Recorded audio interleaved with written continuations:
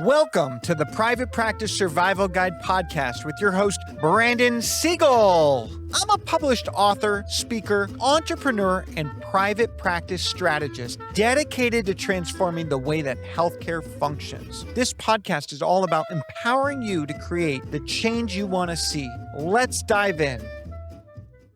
Welcome back to the Private Practice Survival Guide podcast and our quick tip episode on the art of communicating constructive feedback. How many of you like to give constructive feedback? Most don't. Why? Because people feel disheartened sometimes. They feel sensitive. They feel that you're tearing them down. They feel that constructive feedback is negative. And I have to be honest, I get it. I don't like someone to tell me I suck at something.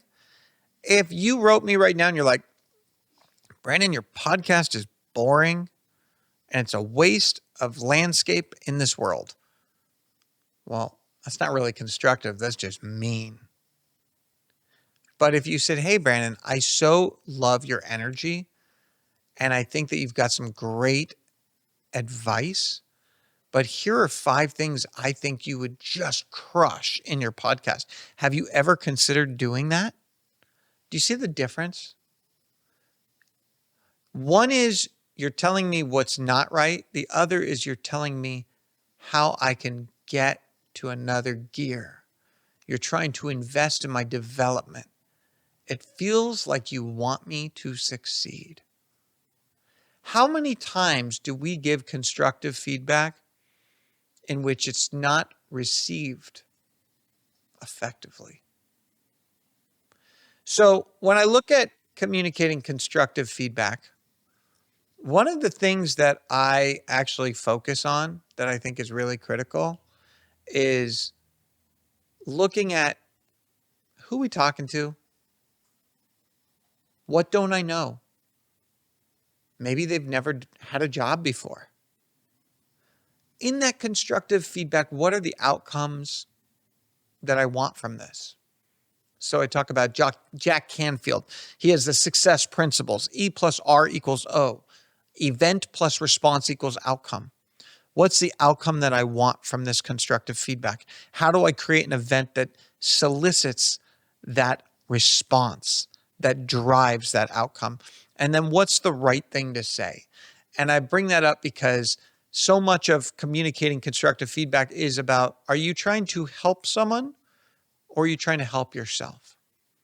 So let's just say that you've got an employee and that employee keeps losing patients. The patients don't want to be on that clinician's schedule. And I go to that employee and I say, hey, can I give you some constructive feedback? And the employee says, sure. You say, I know you really care, but you're losing clients because your communication with them doesn't resonate in a way. They're not buying into what you're doing. You got to work on that. What I just did is I just broke them down. I basically just said, hey, parents don't like you. I said it in a nice way, but I basically said, parents don't like you and they don't buy in and you better figure it out. Now imagine if I said this, hey, James, I think you're one of the most talented clinicians. I actually see so much potential in you. But one of the things I've recognized is the families are not necessarily buying in the way that I see you. There's something missing there. Do you agree with that? Yeah, I don't know, Brandon. I agree. And I'm like, I'm not saying you're doing anything wrong. That's the first thing. But have you tried to ask them what they would like to see in a session before you begin? He's like, well, what they want to see, Brandon, is not relevant to what that child needs. In this case, I'm using a pediatric therapy example. And I go, I got it. I understand that what they want might not be what the medical goal is for this child. But if you were going to a doctor and they were treating a symptom, but there was something else that you had on your mind, wouldn't you want that doctor to just kind of listen to what you're trying to do and maybe it can sync up? I guess. Well, what if we did it in this way? I want you to do an exercise with me. And if I'm wrong, I'm okay being wrong, but are you willing to try something outside your comfort zone? I said, okay. James says, yeah, sure, Brandon. With the next 5 patients that we assign, will you spend 10 minutes at the beginning of every session where you speak with them, not at the end, at the beginning, and you say, hey, I want to make sure that all of your goals for your child are being exceeded, even if they're a little bit not full in alignment with what we're treating your child for. I want to make sure I'm helping in every way possible. What is one thing you'd like me to work on in this next month that would be meaningful to you? You get that and you're like, okay, that's great. So that's our goal for next month. And when I meet with you next week, I'm going to ask you in the morning, do you feel that you're seeing progress? And if not, why? And that 5-10 minutes every morning, I want you to get through 1 month with 5 clients. And then I want to survey those 5 clients to see how bought that in they are. And let's see how that goes. And you tell me how you feel. Are you open to exploring just this one change just to see if maybe it gets parents to be more bought in, more connected to you? Even though you're an incredible clinician, I know that they can see what I see in you if we just give them a little bit of how they can relate better. Does that sound good? See how I said, does that sound good? I'm getting agreement. I'm giving feedback, but not in a way of, I'm not actually in this case saying you stink at this. I'm saying we just need to bridge this gap with this family member because they're not getting it. Can you help them get it? I've put them off edge. So the art of communicating constructive feedback is you got to be specific. You need to be objective. You need to provide examples. So even in that conversation with James to say, here is how I would approach that family. Can you see how that? I always use the sandwich technique. Do you know what the sandwich technique is? Sandwich technique is I always do a positive with the constructive negative with the positive. James, you're such a great therapist. I see it. I'm so excited for what you're doing. You're really good at it. And then I'd say, have you noticed this weakness area? Have you noticed this attribute? And they go, oh. I go, oh my gosh, I know you would be just crushing it if you were able to do that. I sandwiched it in. You need to be timely. It's got to be right away when you do this, like within days, weeks, hours, whatever. You got to get your feedback in. You have to encourage dialogue, getting them to talk to. How does this make you feel? Do you have concerns with this? Do you disagree? Is there anything else that I can do to support this process for you? Be clear, be concise. But those are the things. We want to be specific and objective. We want to use the sandwich technique. We want to be timely. We want to encourage dialogue, be clear and concise. So I'll give you one more example.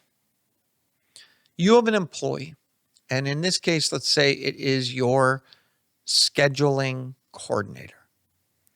And your scheduling coordinator shows up to work late at least 50% of the time by over 5 minutes. Okay? And I need to have this feedback. So we're going to call her Sally. And I sit down with Sally. And the first thing I'm going to do with Sally, I'm going to be like, hey, Sally, how are you doing? I'm fine. Sally, how's everything going with the job? Do you feel that you're rocking and rolling? Sally goes, yeah, sure. I go, okay, good. What do you think is your best attribute? Sally says, I think I'm really great with the customers and the patients that like me. You know what, Sally? You're right. You are. And let's say Sally interrupts and says, Brandon, why are we having this conversation? I'm like, Sally, first and foremost, I think it's important that we recognize you're an important part of this team. And there are things that you do that are exponentially positive. And there's some things where I think if we could just get a couple things in sync, you would be rocking and rolling. And I want that for you. And I hope that you want that for yourself. And I've noticed one of the things that's coming up recently is you're having trouble getting here by your scheduled time. And I want to come up with a solution with you, because what happens is when you're late, even if it's 5 minutes, it throws everything off. It throws the schedule. And why does it throw it off? Because you're an important part of our team. And that 5 minutes can dysregulate the way that our organization functions.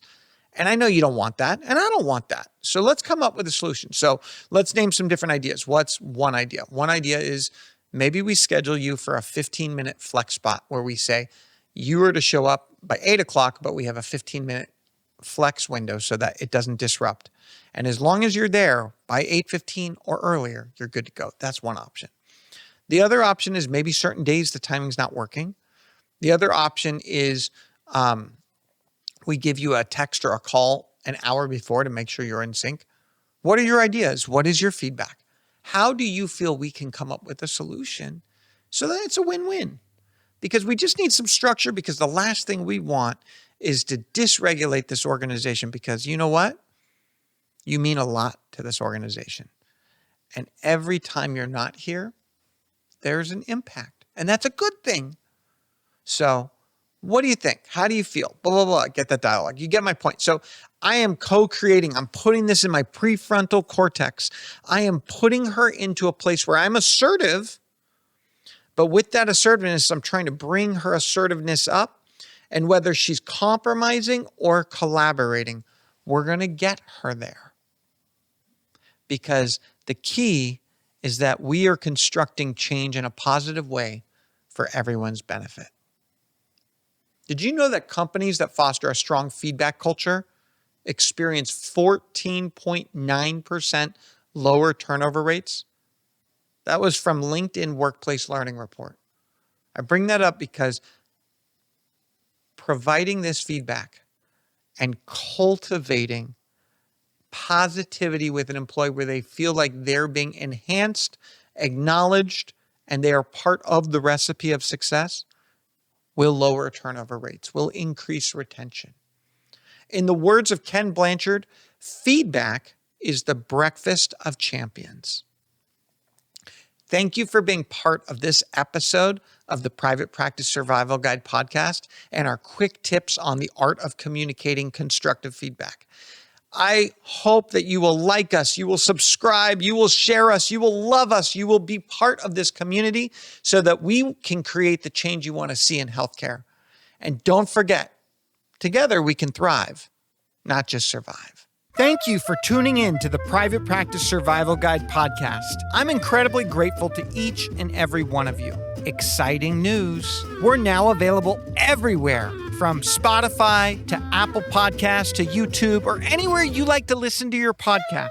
So watch, listen, and reach out. If you love this episode, please drop a 5-star review. It truly means the world to me. Are you looking for more ways to elevate your practice? If so, now is your chance. Reach out, go to my website, or email me at brandon@wellnessworksmp.com. And remember, it's not just about surviving, it's about thriving.